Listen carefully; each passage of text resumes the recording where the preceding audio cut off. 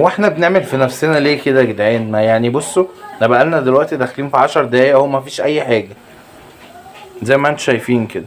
السلام عليكم ورحمة الله، معكم يوسف جدو في فيديو جديد. ازيكم عاملين؟ يا رب تكونوا بخير. قبل ما نبدأ الفيديو صلي على النبي، ادعي لي دعوة حلوة من قلبك، انزل اكتب لي كومنت شجعني ويدعمني ويحفزني يخليني اعمل فيديوهات اكتر واكتر. رجعنا تاني لسلسلة تجارب الاجانب. الصراحة انا مش عارف تجارب الاجانب دي هتودينا فين. شفت التجربة دي؟ بص هتظهر دلوقتي. بص هنا عمل ايه، جاب ازازة فانتا تمام وحط فيها مينتوس، عملت كده فوار وعمل بيها الفشار. طبعا احنا مش هينفع نعمل قصة المينتوس والحاجات دي، بس احنا هنجرب التجربه دي على طريقتنا احنا بقى. المهم قبل ما نبدا الفيديو من فضلك لو سمحت انزل هنا تحت، هتلاقي هنا تحت، ايوه تحت هنا هتلاقي كلمه اشتراك في القناه او سبسكرايب.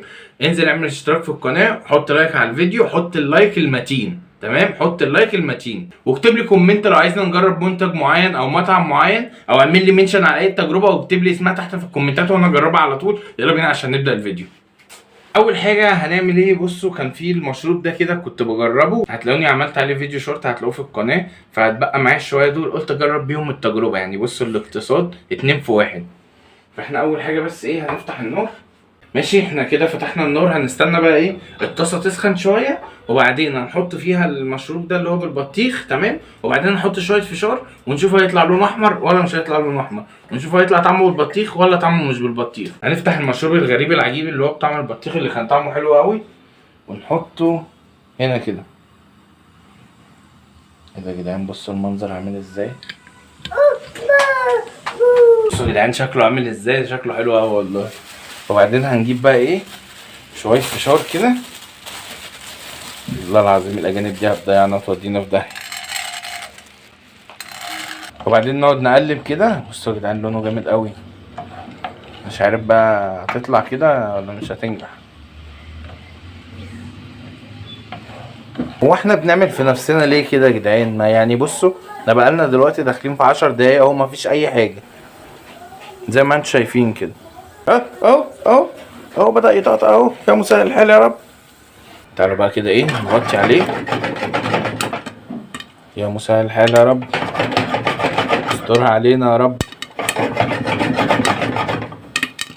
اديله ايه، اديني. في حرب هتقوم دلوقتي. ورينا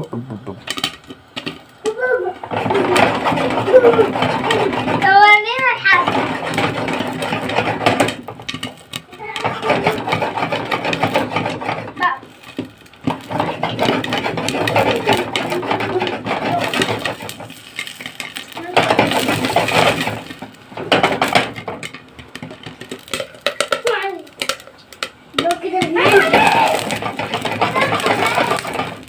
انا حاسه بيتحرق مش عارف ليه. انا حاسس التجربه هتنجح. كل ده لسه شغال.